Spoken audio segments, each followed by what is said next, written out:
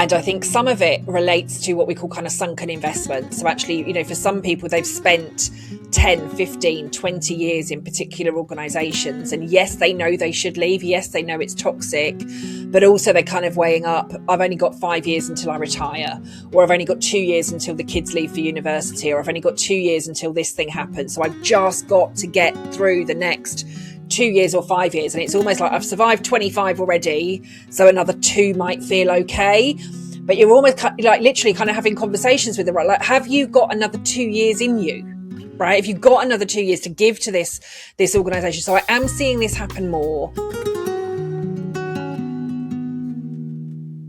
Hello everyone. Welcome to another edition of the ContraMinds podcast.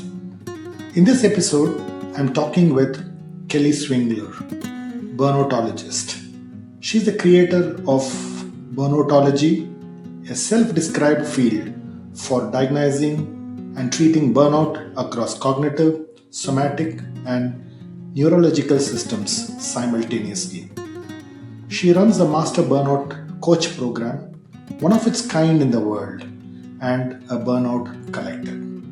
She's currently doing her PhD to study the cognitive impact of burnout. I began my conversation with Kelly asking her about the burnout equation that she widely talks about and her near-fatal failure and the early symptoms that she could sense when the burnout happened. We then spoke about how burnout is first recognized by the nervous system and then by the conscious mind, and the importance of the sense of self in burnout prevention. She gave her perspective on how burnout can be prevented, how a sense of values, decisions, and resonance with various things that you do in life are very critical in burnout prevention. Over to my conversation with Kelly Swingler. Today's episode is proudly brought to you by Effortless. Effortless is the ultimate solution for startups and SMBs seeking seamless money management and compliance handling. Effortless wasn't just created by anyone. It was crafted by chartered accountant turned entrepreneurs who understand the pulse of startups and SMBs. Visit www.goeffortless.ai and embark on a journey that will redefine the way you do business.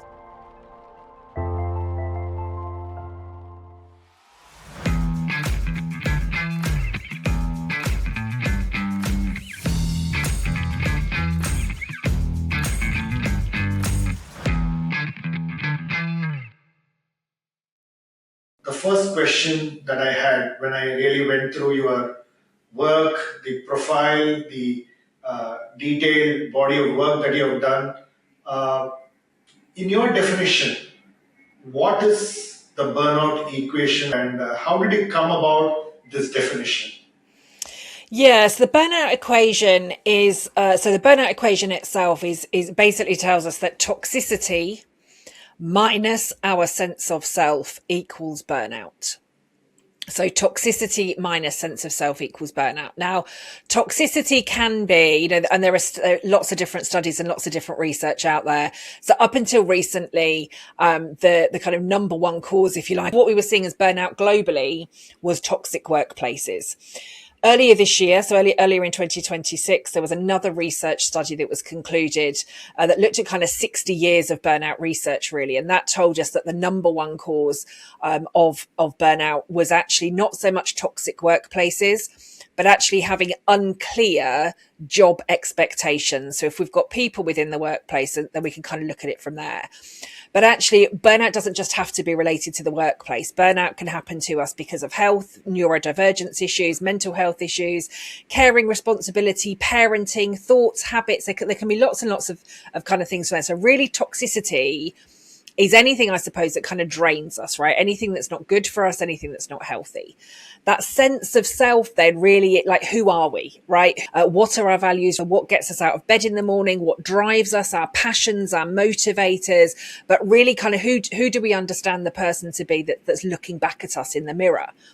And I suppose my first iteration of the burnout equation, although I didn't know that's what it was at the time. It took me kind of years to get to that point, but was actually after my first experience of burnout. So in 2013, I was an exec level HR director. I still refuse to admit at the time that what it was burnout. And I think very often we don't know it's burnout first time round, right? Sometimes it takes us 2 or 3 or 4, or I know people that have been through it 5 times and then they're like, I don't want to be here again. So it's very, very rare actually that we will know it's burnout until we're kind of coming through the first side of our first.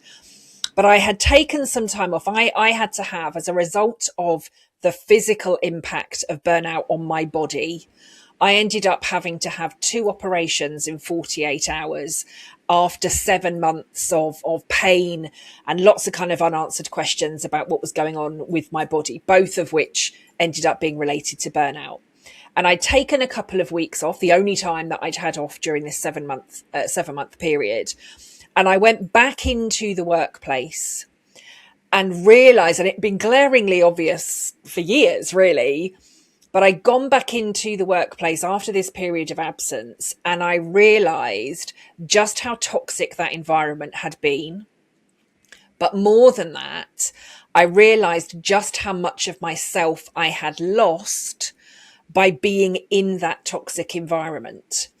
Because I think when we're in toxic environments, toxic workplaces, habits, patterns, behaviors, thoughts, whatever we're kind of looking at from that toxicity perspective, I think what we miss a lot of the time is how much of ourselves we either lose or adjust or adapt, or we start to act or think or talk in a ways that is not aligned with our own values.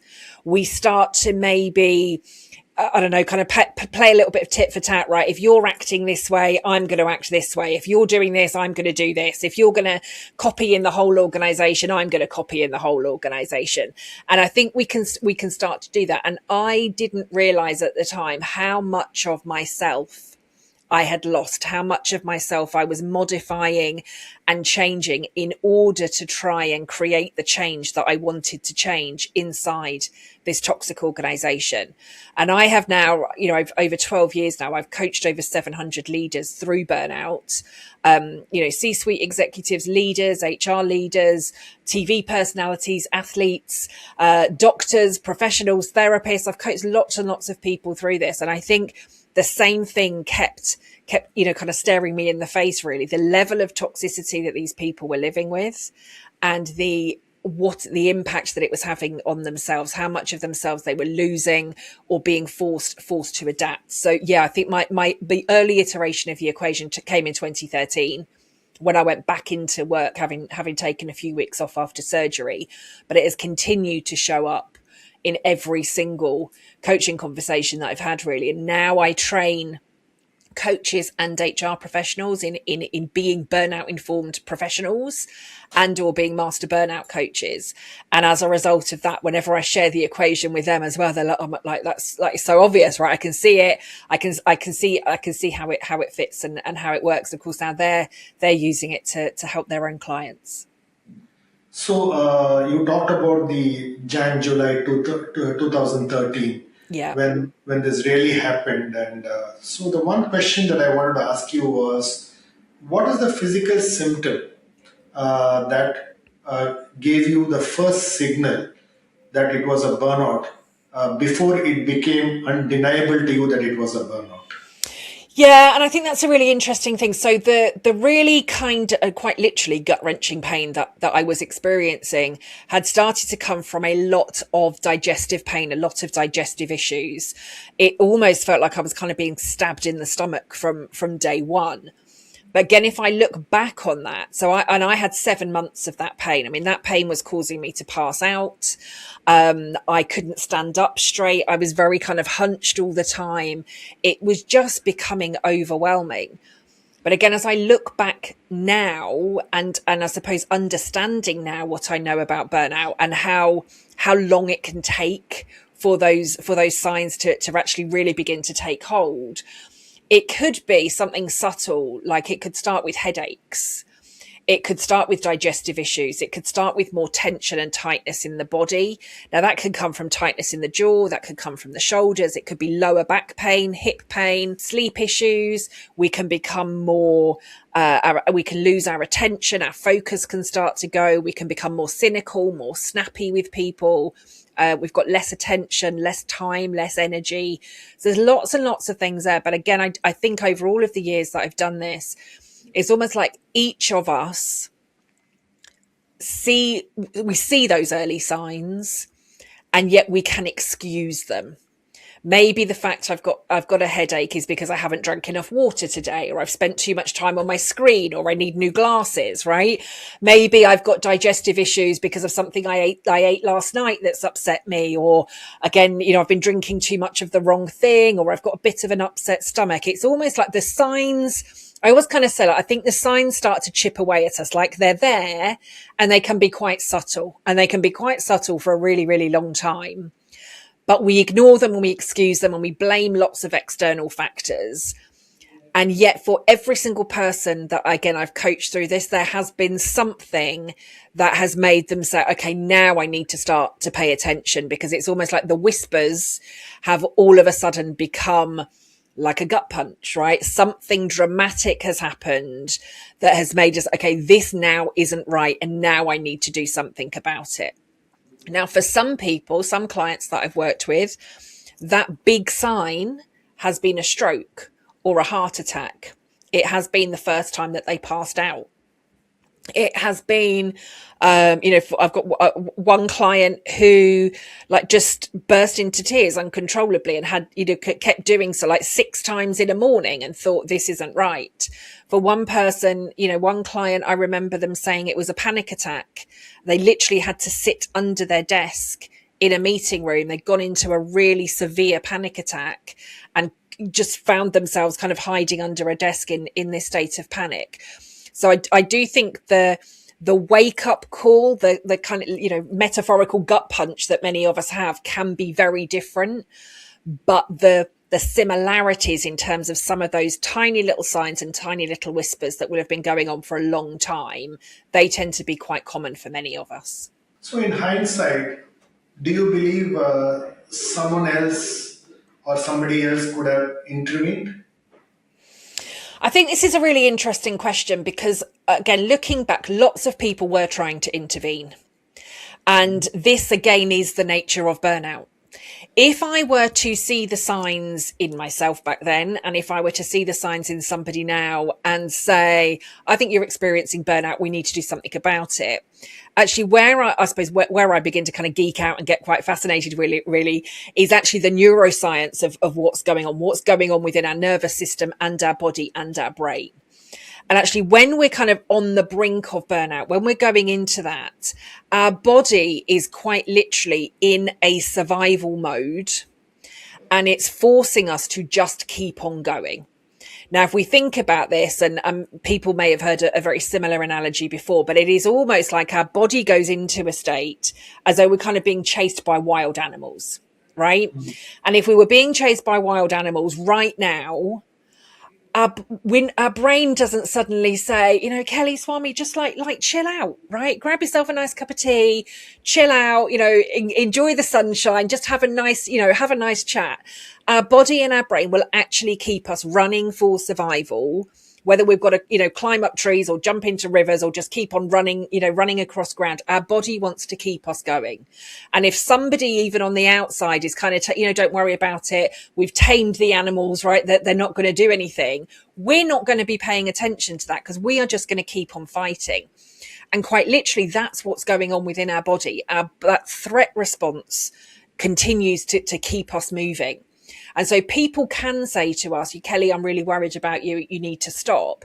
But again, the physical science, the physiology, the biology, the neurology, all of the neuroscience is saying, no, that's not right, because my body wouldn't be experiencing this amount of stress if I were safe. And so it keeps us going. But what I do say to people is, if you are worried about somebody, be this a colleague, a family member, loved one, friend, whoever it is, if you are worried, I talk to people about what I call breadcrumbing. Okay. So that could be, I've just listened to a really amazing ContraMinds podcast, right? Have a listen to this. They were talking about burnout, or here's a book or a podcast or a blog, or if it is in the workplace, maybe having like some team meetings about burnout and the early signs and understanding how people are feeling. Because again, what I've seen over the 12 years of doing this is that if we point it out to people, that threat response almost dials up even more, and we think we've got to keep moving to keep safe. But if we allow the individual almost enough of those small breadcrumbs to find their own answers, then they're more likely rather to make the changes that they need to make to stop them reaching that full-blown burnout in the first place. So breadcrumbing is absolutely ideal. Okay. Again, going back, you were always told that you won't reach the HR director position with your two young twins, and Yep. Yep. what you did at that time was to prove somebody wrong, right? Yep. And did you see that as the reason for the burnout, which is really the way I would put it, is, would you tell your 28-year-old yourself, right? Slow down, or was the pace a part of what you had to get there? And many people are, having contradictions around this, right? Which is, I need that pace to get there, but I'm in contradiction with myself because I may not want that pace, but I don't want to slow down. So is that the kind of contradiction that creates this kind of a problem? I mean, it can be, sure, yeah, but I think if we take it back to the burnout equation, and I think if I look at my own life during the burnout equation, I also, what I didn't realize at the time, particularly during those 12 years, I had some a number of undiagnosed health issues relating to women's health. And I think they, at the same time as pushing in my career and working in my career, they were causing a lot of masking. They were causing me to push through a lot of pain anyway. So I think there can be reasons, whether it's health issues, mental health, it could be stuff that's going on at home. There is, I think there's often something, again, that's causing us to lose our sense of self. And that loss of sense of self can be masking. It can be pushing too much. It can be the toxicity. If I look at my own experience there, so yes, I became a mum of twins at 20, completely unexpectedly. And I was I was an exec level, a C-suite level HR director at 30, then reached burnout at 32. In the final organization that I worked in before I reached burnout, on the first day in that role, now I had been headhunted into this particular position, but on day one in that organization, every single part of my being, intuitively, physically, everything was telling me to leave the organization. And I didn't. On the very first day of going into that role, every single part of me was like, get out of here, right? This is not the place for you. And I stayed. And so I ignored my intuition. That was really the first time that I had ignored my intuition. Right? I am a very intuitive person. I'm a very intuitive leader, and I ignored it. And I put it down to a few things. I put that feeling down to, like, this is the biggest role that I've ever had. It's the biggest amount of money that I've ever had. It's the biggest amount of responsibility. So I almost kind of put aside those intuitive feelings to think it's just first day nerves, right? It'll be fine. And yet that feeling continued and continued and continued for months, and I still kept resisting it. And so I stayed in that toxic environment that was becoming more and more toxic every single month. And 2.5 years later, then I ended up at burnout. Now, I had to twist and change a lot of myself within that organization. There were lots of questionable things that were going on, and I kept trying to be the one to fix it. And I kept trying to be the one to change it. The kind of earlier part of my career, I'd had 8 years where I'd ended up having 7 different promotions. I was used to working hard. Even now, I'm still in my own business. I am still a hardworking, ambitious, driven woman. I love drive. I love creating impact. I love the work that I'm able to do. And my values, my mission, when I was in HR, I genuinely wanted to create better places to work. And I was doing a lot of that. I was working on projects around individualism in the workplace. I scrapped annual performance appraisals. I was doing, putting in people first initiatives and making sure that we were putting people before policy and human first workplaces. I was creating loads and loads of amazing things and creating better workplaces. And that was being shown in our customer service data, our employee engagement data, like everything was reflecting that. And then I went into this toxic organization. I knew it, and as part of the recruitment process, I was told it would be hard and that there was a lot to change. And yet I think it was that somewhere along the way, I lost myself in, this is the biggest, best job that I've ever had. If I can turn this around, I can then go and do anything. But I really, really lost myself within that organization. But I think I became more driven to achieve in that organization because I could see how brilliant it would be if we got it right. But at the same time, I was also pushing myself to my own personal limits because of the health issues that I was almost kind of masking underneath. And I knew that if I'd started to kind of talk about those or almost kind of give into those, I wouldn't be able to achieve the role that I wanted to achieve in the first place. So I think it was those sorts of things. Workplaces and workload can, of course, become too much for people. And if the workplace and the workload falls into that toxicity category, then yes, we're going to be more prone to burnout. But again, I think it's having those two things at the same time. Lots of people thrive and do brilliantly when they've got really, really intense workloads. And if the environment or workload or work life or relationships or whatever is toxic at the same time.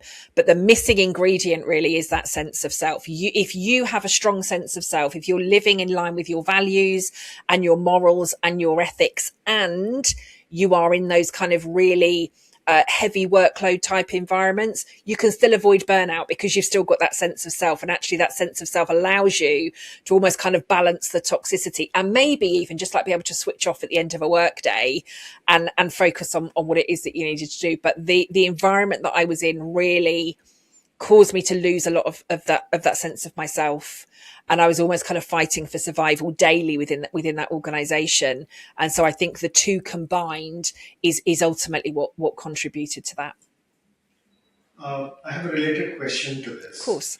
One of the challenges that people face, like what you said, is really not having a sense of self in terms of whether that's the job that I can do. It's not really the toxicity of the workplace, but my own assessment of my capability to take that role, have the resilience to play that role, and that always is something that you overestimate and you end up having a burnout.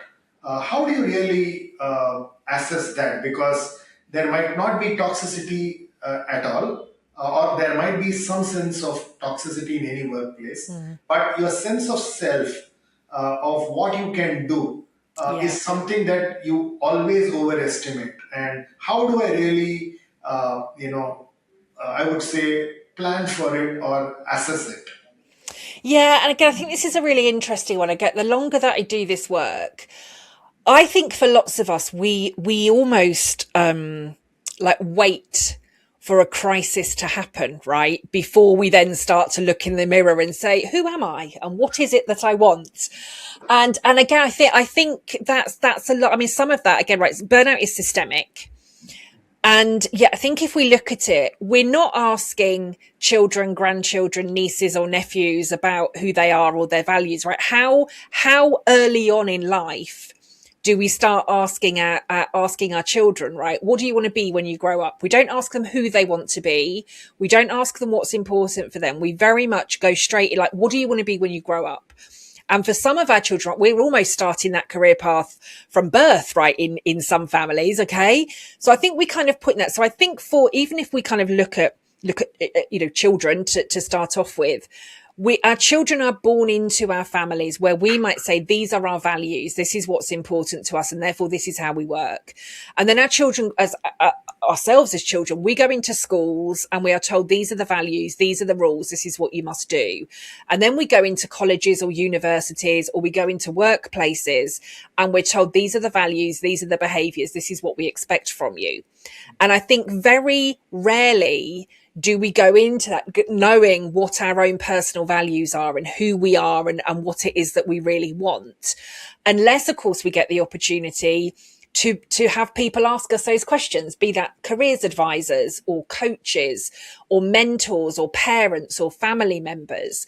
And so I think for many of us, we wait until we get into a crisis, and then we don't recognize the person that's staring back at us in the mirror. And then we start to do almost the kind of personal exploration work, right? And maybe we are, I don't know, climbing through the Himalayas or something, aren't we, on this journey of self-discovery? Or, I've been on a few kind of yoga retreats in India myself, right? Kind of Rishikesh and down in Kerala on some kind of Ayurvedic retreats. And I've had conversations with people that are, in ashrams or sat on the sides of on the side of rivers, like looking to have the moment of, this is me, this is my moment of clarity, and this is what I've been looking for. And I think if we could start that earlier and have that as part of, I don't know, an introduction to work or an introduction to university, or include that into schools, and we did some values work and some exploration work around that stuff, because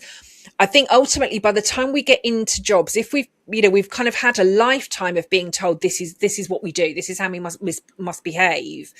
But if we've never actually had that time to think, is this the right job for me? What are my strengths? What am I really good at? I know what my strengths are. I know what I'm brilliant at. And likewise, I know the stuff that I'm not particularly good at. And again, I think in workplaces, what we tend to do is we tend to want to focus more on developing the things that we're not particularly good at, rather than developing the strengths of the things that we are amazing at. And I think if we kind of flipped that and developed more of the strengths, I think a lot of that would almost kind of, not overcompensate in a negative way, but almost kind of enhance how we could go into some roles. And some of us will be, again, if we kind of think about it in terms of kind of energy, some of us are morning people, some of us are night owls, some of us have different dips throughout the course of the day. Some of us will work better in team environments, some of us will work better in isolation, some of us will work better in the morning, some of us will work better in the afternoon. If we look at kind of Daniel Pink's book When, for example, that talks about kind of different chronotypes and how we can impact differently during the day, how I think he mentions in there, how kind of in the legal system, for example, judges will make different decisions in court based on whether somebody's gone into court in the morning versus in the afternoon. How driving instructors, for example, pass people based on morning or afternoon, depending on whether they're morning or afternoon people. And I think if we just had that level of understanding of ourselves, and we were realistic in thinking, what are we brilliant at? Now, I can manage my time and my energy, and I always had done. And again, in my HR role, I could jump from, kind of meeting to meeting very quickly. But at the point that, again, there's kind of physical signs of burnout, I was involved in 16 different projects in multi-million pound projects. That becomes too much. And, just trying to have those conversations was overwhelming. And again, if I had maintained a strong sense of self during that, I would have said enough. But because of that level of toxicity in that organization, I didn't feel safe. I didn't feel psychologically safe to say something needs to give. And yet in the right environment, I would have been able to do that. And so I think, again, we need the personal awareness to say, is this my strength or not? But also we need the organizational awareness of saying we are asking too much of people, and we need to make some changes at the same time. Is there a correlation between what you just said and what is the benchmark of success? Benchmark of success. Because what happens is there is a society which actually says, hey, you're a HR director of this large multinational, therefore you're successful. But now you are a burnoutologist, and you've created a new category, and Yep. you're probably successful in your own terms, in your own Yep. benchmark. So, Yep. which means that more than toxicity, it is about your sense of self and your sense of the benchmark of success. That also is critical to whether you will burn out or not burn out, and that's a hard decision to make, right? Because Yep. if you go out and tell people that I'm the HR director of this MNC, people say you're successful. And now if you go and say, you know what, I'm a burnoutologist, they'll say, hey, so what? You're not successful because you're not a HR director in a large company. So Yep. that sense of success and how you determine it for yourself, is that a critical component of burnout reduction and burnout removal? Yeah, and again, I think it plays in. If we bring it back to the burnout equation, right? Is the definition of success? Is that adding to the toxicity or adding to the sense of self? And if it's adding to the toxicity whilst reducing the sense of self, again, we're at the point of burnout. If it's increasing the sense of self whilst reducing the toxicity, we're preventing burnout, right? So we can kind of look at the balance from there. I think, again, for so many of us, I suppose this comes back again to, right from kind of childhood, doesn't it? For lots of us, we are told the definition of success is we need to study hard. And if we study hard, we can get into a good college, a good university, a good whatever that may be. If we do that, then we'll end up in a good job. And as long as you keep on working really, really hard in that good job, you'll get paid loads of money. You can then buy yourself a nice house, a nice car, have a nice family. You'll be successful for the rest of your life, right? That's kind of, again, what many of us get told. But actually, for some people, that's not success. And I genuinely thought it was for me. And, I turned 40 during the pandemic. And I can remember having a kind of what's happening. I'd been self-employed and running my own business and, kind of growing my team by that point for 6 years. But I hadn't really thought past 40 because I'd got this C-suite position, HR director, at 30. And I thought I genuinely thought I was a corporate lifer. And I thought by 40, I'd be in a bigger organization, maybe a global organization in an HR director role with a bigger house and a bigger car and bigger holidays, but kind of like just more of what I had already.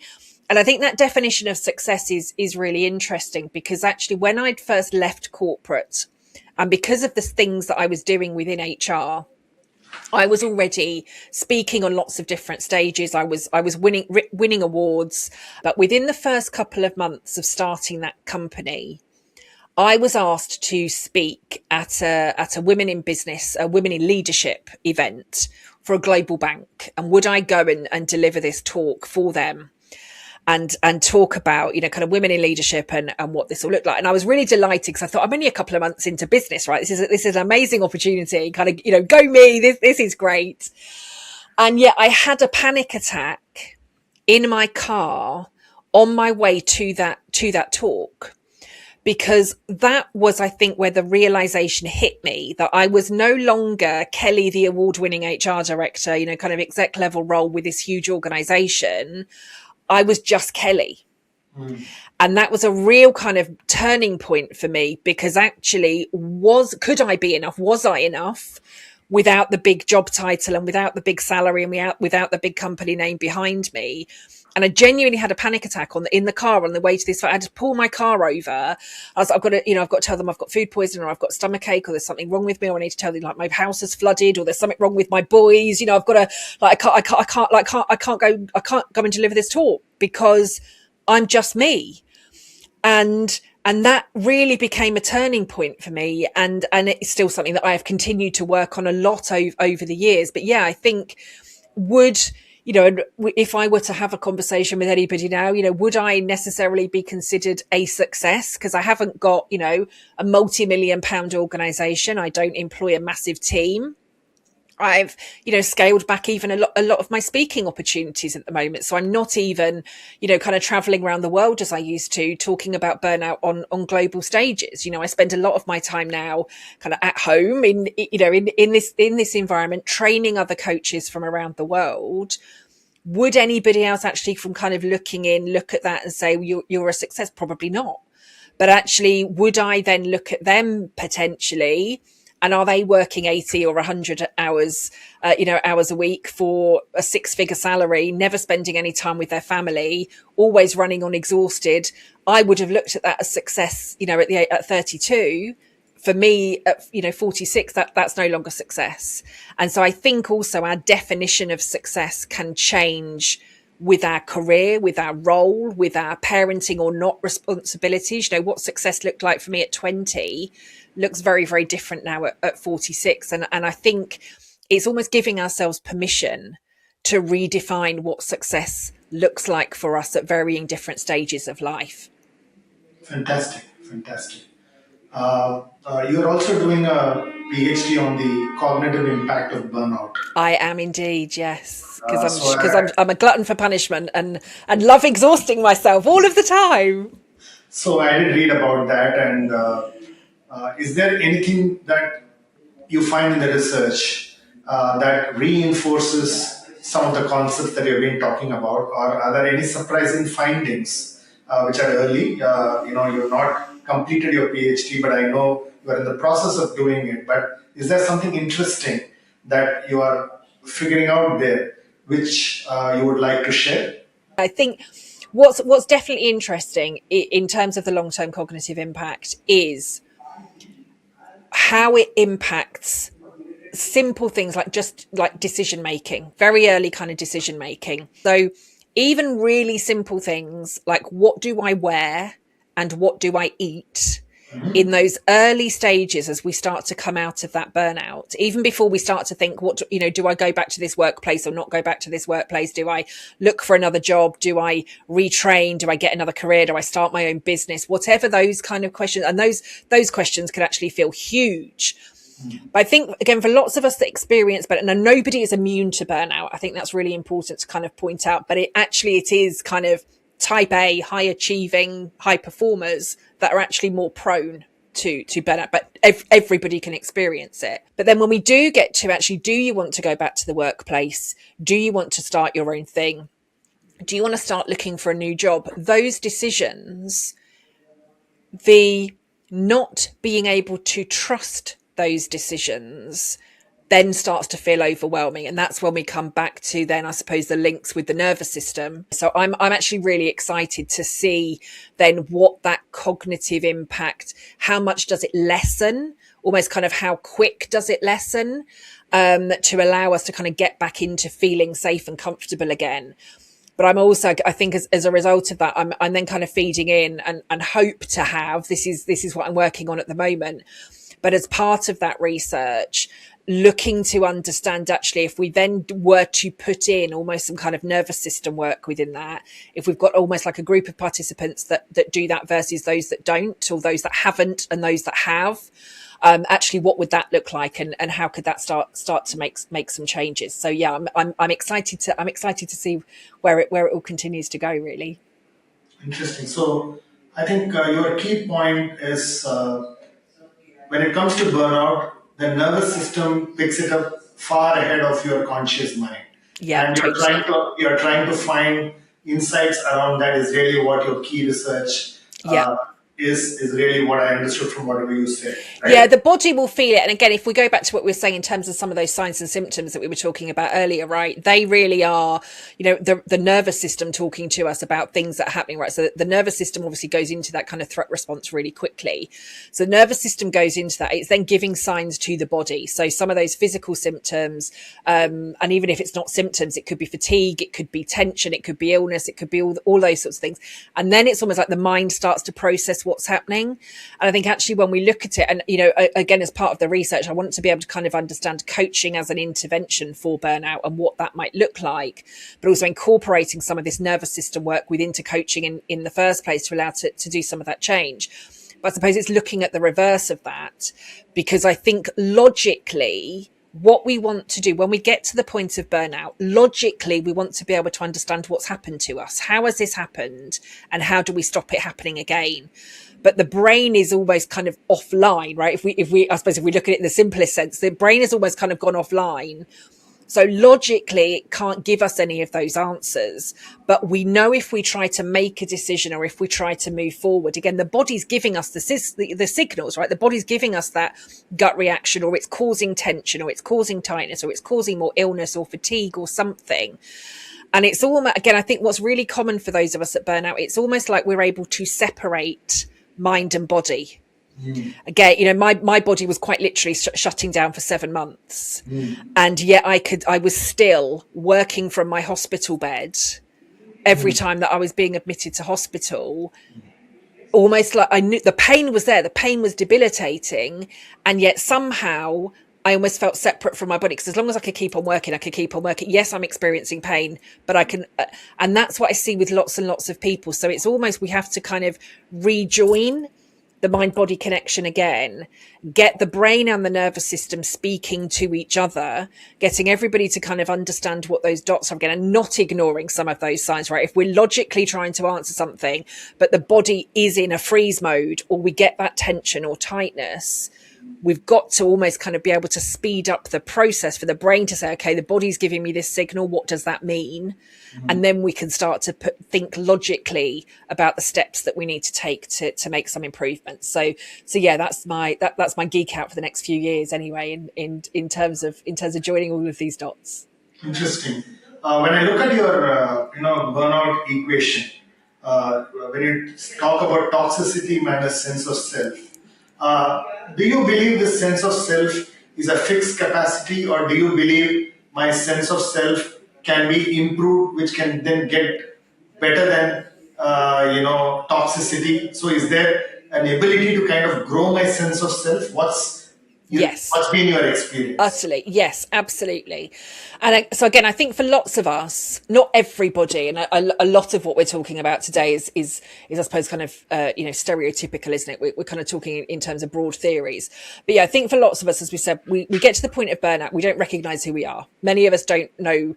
And we might say that in coaching or to partners or family, like I don't know who I am anymore. So it's almost like if we're coming through burnout, we're almost kind of starting from zero in terms of that sense of self. But we can start to uncover and unpick, and we can start to do the values. I mean, even just again, for me over the last few months, I've done a lot of work again around my values and understanding this. They've changed considerably from, what they were last time. Now, the underlying thread may still be there, but actually how I talk about them, how I understand them, but also how I want to use my values. I don't just now want to say, oh, that's one of my values. I'm now looking at how I can use my values in making decisions, personal decisions, life decisions, health decisions, business decisions. Because if it's no longer aligned, I don't want to do it. I've not got the constraints anymore of, young kids at home. I've not got the constraints anymore of being in a corporate environment.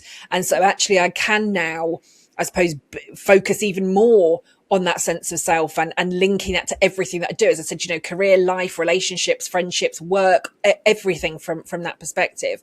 And so I think there is a core of this is me. And I think once we know this is me, I mean, it's the kind of growth and opportunities for that could be exponential, right? And we can keep developing it and keep growing and keep questioning.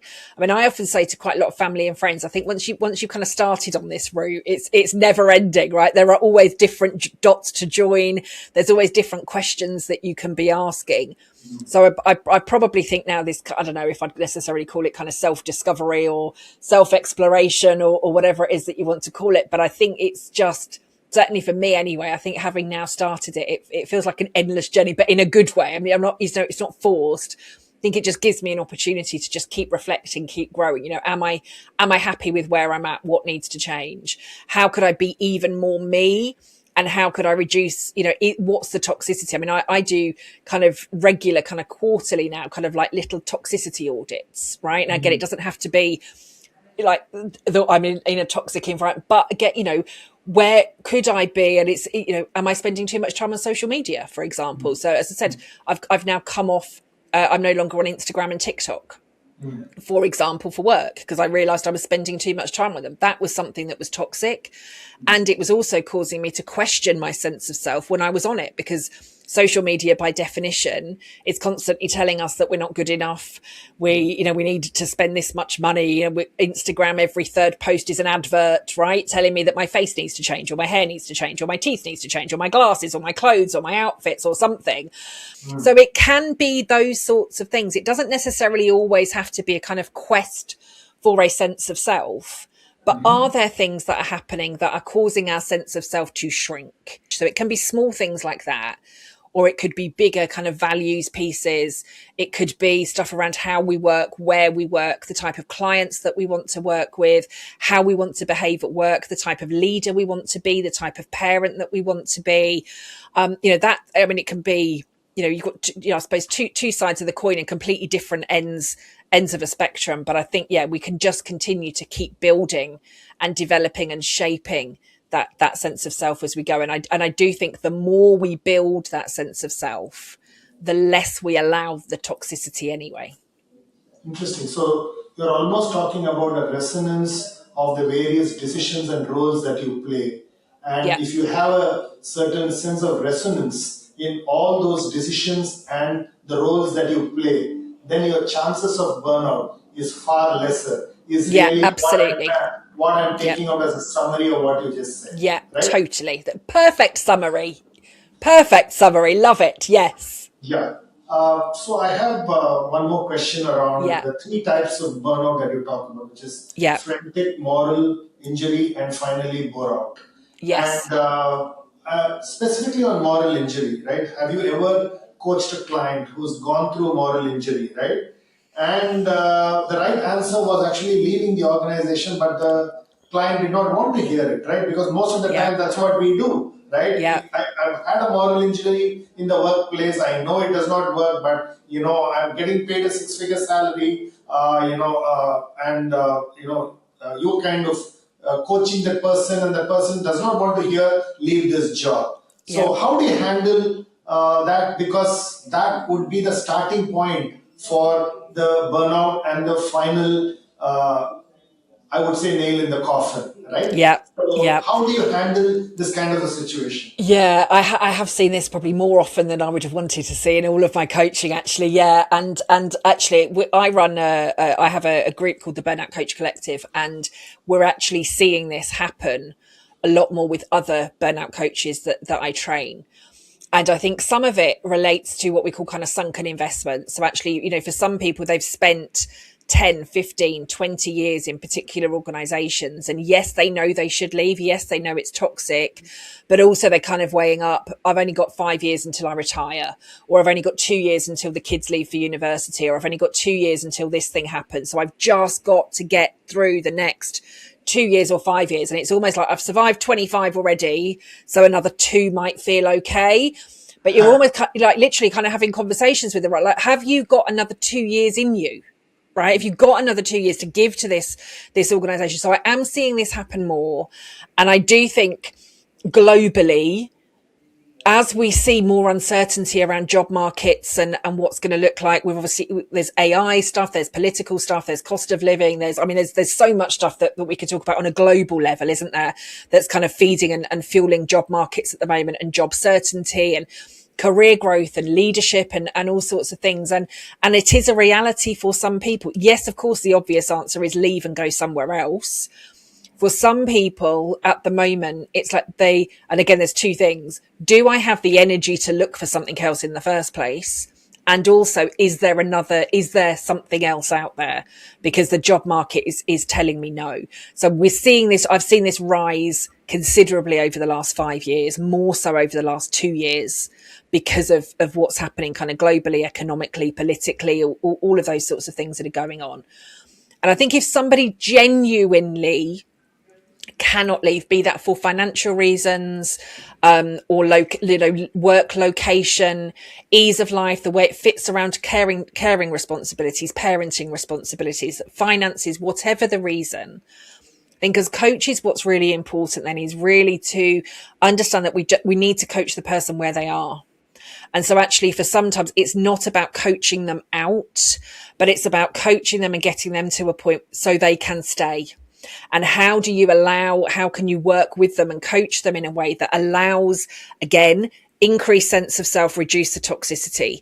So do they need more boundaries in place? Do they need to be speaking up more in meetings? Do they need to be making better decisions? Do they need to find ways to just, kind of once the work day's done, they just switch off and clock off, and then they spend more time with family and friends and loved ones doing amazing stuff that's going to energize them and restore them and make them feel better, ready for another day in the job tomorrow that's going to be toxic and drain me and all of those sorts of things. Now, some of those decisions are going to be very, very dependent on every single one of those individuals. But I do think from a moral injury perspective is we're seeing rise more in sectors like education and healthcare and the legal sector, and also within HR. Because we've got individuals that genuinely care about what it is that they want to be doing, whilst we've got systems and processes and environments, be it political decisions, government decisions, be it funding, we're expecting people to kind of do more for less, be it the increase, AI coming in, whatever that might look like. I think, if we take healthcare, for example, more and more healthcare providers, particularly if they're publicly funded, want to be doing more for less. You've got people on, definitely here in the UK, very, very low wages that are trying to save the lives of people while the systems around them are broken. That's causing moral injury. Not every single person, though, that works in healthcare wants to leave healthcare, because every single part of them, and again, from their values piece, is about, this is what I'm here to do. I've trained to do this. This is what I'm here to do. This is what I want to do. I just need all of the stuff to get fixed around me, and then everything will be okay again. And so I think we're seeing moral injury burnout increase. And I think for those that genuinely need to stay or want to stay within those roles, we need to be looking at different ways to decrease the toxicity and increase the sense of self, to allow them to, we may not even go as far as saying to thrive in those environments, but to survive in a happier, healthier way within those environments until such a time that they feel safe enough to be able to leave, and or until the market is safe enough for them to leave, and then they can go and do something else. Great. So one of the analogies that I use for burnout prevention is, if you look at rainforests, they build fertile soil for the tall trees to stand, right? So similarly, what is the equivalent of the soil for burnout prevention? Oh, amazing question. Again, I'm going to come back to the sense of self, right? I think the soil has to be like who we are, right? Our strong foundations. What's going to allow me and you and listeners, what's going to allow us to stand firm in our sense of self and say, these are my values. This is what matters. This is my passion, my drivers. This is what gets me out of bed in the morning. This is what matters. This is what I love doing. Getting people to stand firm. So almost like we become our own soil and our own foundation in order to then become our own tree. Now, of course, yes, we can talk about self-care and well-being and of course the foundations that we need, if you like, around the sleep and the, good food, staying hydrated, exercise, spending time with loved ones, all of those sorts of things. But actually, I'd see those more as almost being the kind of, I suppose, the food, right? So kind of the rain, the sunshine that kind of, feeds the soil, feeds our sense of self to allow the tree to be able to grow. That's kind of how I'd look at it from that perspective. What is your definition of success? My definition of success, for me at the moment, my definition of success is knowing that I am making an impact whilst keeping myself whole. Can you repeat that once more, please? Yeah, making an impact whilst keeping myself whole. Fantastic. The next question that I have is, what would be your advice to an 18-year-old in an university when it comes to burnout prevention and preparing themselves for a life where they don't have this kind of a situation? Get really clear on who you are and what you want. Really, really dig into that. Truly dig into that. I think if we could answer that question at 18, I think it would be brilliant. I'm doing this now actually with my 15-year-old stepson, and again, I think the stuff that's coming out. I think if that's you, who are you? What drives you? What motivates you? What are you passionate about? If we had to, if I said you could never do that thing again, that kind of drives you, how would that make you feel? And how can you do more of that? Like, how can you find your own voice, your own values, your own strengths, your own drivers, your own passions? Get that sense of self, like get that soil, like get those foundations really, really strong. Know who you are. And as a result of that, then I think that would help you make better decisions about what career you go to, what company you'll go to, what kind of leader you want, what kind of work you want to be doing, the type of organizations, the type of friends that you want to spend time with, just everything. I think that would make a massive difference. Nice. If you were to invite three people for a dinner, people who either are living or dead, who would that be, and why would you invite them? And what would you want to know from them? Oh, what would I want to know from them? First, I'm going to say Brené Brown. I think the gifts of imperfection, as I was kind of in between Burnout 1 and Burnout 2 when that first came out, I was actually gifted the gifts of imperfection. And I think with her, I've been lucky enough to spend some time in audiences with her, and I was accepted. I wasn't able to go in the end, but I was accepted onto her Dare to Lead facilitation program in Texas as well. And so I think being able to have a conversation with her again about values and life and what she's been able to do. I think recently, having seen her kind of talk about the fact that she would never have done the Netflix show, that she would never have done the TEDx talk. I'd really want to kind of understand why, because ultimately that's, those two things have helped her kind of grow exponentially. So I think I'd love a more of a conversation about that. I think one of them would then be kind of really personal one for me. And I think that would actually be my dad's mum, who I never got to meet. Sadly, she had passed away before I was born. And so I think I'd want a conversation with her. I think I'd want to understand more like about my dad as a child. And I think I would want to be able to kind of pick her brains about kind of life and her values and her drivers. I think I get told a lot, or was told a lot as a child, that I was kind of a bit like more like her. And I think I'd want to understand that. And then I suppose another personal one for me at the moment, we've on relation to that, I think would be my dad. I want to sit with my dad. My dad has sadly recently just been diagnosed with advanced cancer, and I think I would want him there for a conversation with his mum and to talk about those values and kind of life and share some of those memories. And I think, probably between the four of them, knowing my dad and again, how curious and inquisitive he can be, I think, getting Brené involved in some of that conversation. And again, knowing her kind of family values and what that would look like, I think the four of us would have a great dinner. Fantastic. Last two questions. What's one piece of advice that you got? I'm sure you would have got many, but one piece of advice that you cherish and you value even today? I think, it was a coach. I think I just started my business. She'd been one of my coaches whilst I'd been in corporate. And when I started my business, she kind of really dialed it up for me even more. And that was to continue to be the blue fish swimming among the goldfish. And really, what she really meant by that was, and I get there's an analogy, isn't there? I think there is a picture. I think if you Google it, you'll kind of see it, but it's kind of goldfish going in one direction. There's a blue fish in the middle of them that's going in the completely different one. And I think it really is like don't be afraid to stand out and be different. Don't be afraid to kind of swim in the different direction if it doesn't feel right for you. And so I think that has continued to stick with me for, 12 years or so now. But just, continue to be the blue fish swimming among the goldfish. Very nice, very nice. And my last question is, what's one thing that you believe in that others don't agree with you? Do we have another hour for this one, Swami, for us to answer this question for you? I think probably the biggest thing for me at the moment actually is that I'm at a point where given that we can see I'll bring it back to work, right? And I think the biggest thing that I'm seeing at the moment is around coaching. And at the moment, I do not believe that coaching is safe unless it is burnout informed.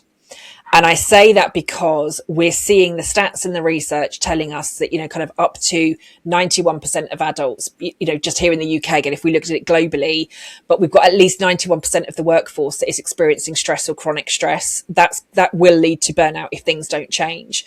I can't believe that as coaches, we're only coaching the 9% of people that are not stressed and experiencing chronic stress. And so I genuinely believe at the moment, and it doesn't mean that you have to be a burnout coach, but I think, burnout is showing up in coaching rooms, in coaching relationships, whether we know how to spot it or not. And I think as coaches, we can do more harm than good if we do not know what we're looking for, how to amend our coaching and what it is that we need to do. And I know I'm already getting some pushback from many people in the coaching community about that. But right now, I do not believe that coaching is safe unless it is burnout informed. So I will continue to keep shouting that one.